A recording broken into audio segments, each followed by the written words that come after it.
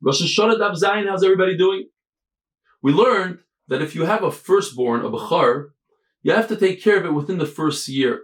But when do you start counting the year? The Gemara tells us, if it's a tam, it doesn't have a blemish, then you start counting it from the first possible moment that you can bring it as a carbon, which is only when it's 8 days old. So you start the year from when it's 8 days old.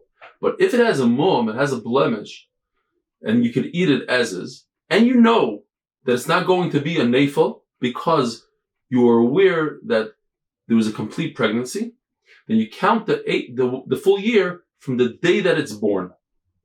The Tan of our Mishnah could have brought lzecher different Rosh Hashanahs, and it didn't. And the Gemara is going to explain why.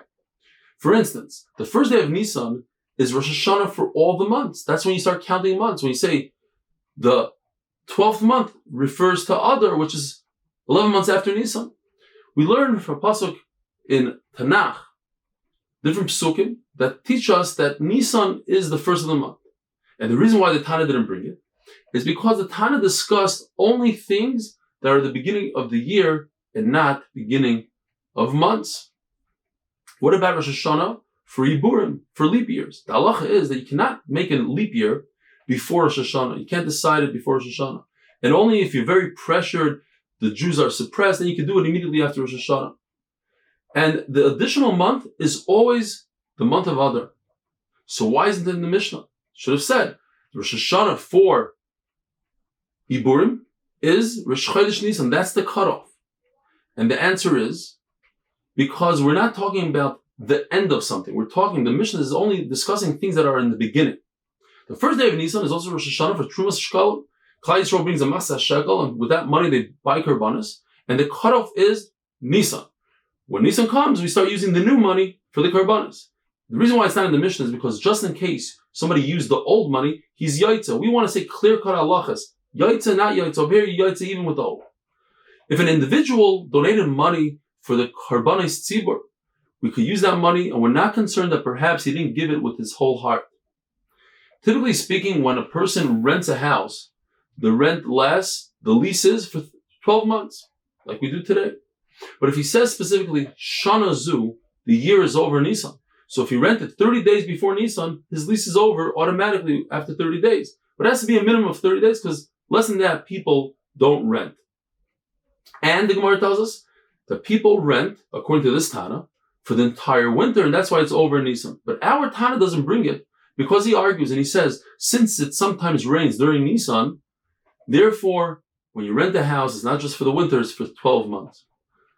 The Gemara tells us that the Tana of our Mishnah, in fact, is Rebbe, and he holds in different cases like different mandamrim.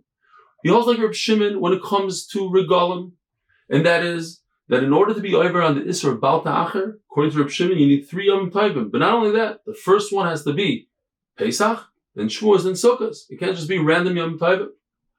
But when it comes to Meiser Behema, he holds like Reb Meir that the cutoff date is the first day of Elul, and you can't use animals that were born before the first of Elul with animals that were born after.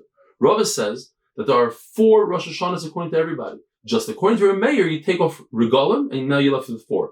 According to Reb Shimon, you take off Meiser Behema, and you're left with 4.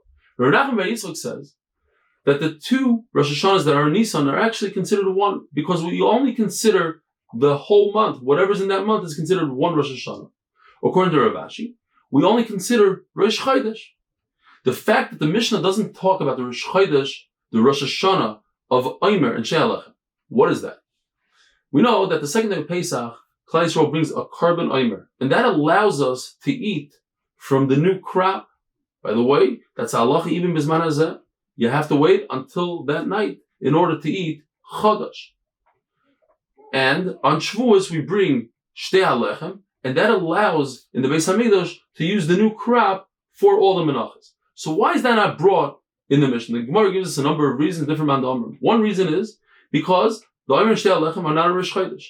Reason number 2 is because they happen during the day. We're looking for things that start at night.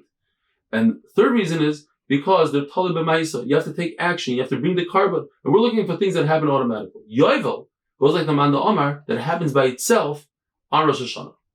And when it comes to the Yom Tovim, when it comes to the Isra of Baal Ta'acher, the Gemara tells us it's not the pshat that we wait until you can bring a carbon during the day. In fact, that Isser starts immediately when Yom Tov comes in at night. Have a wonderful day.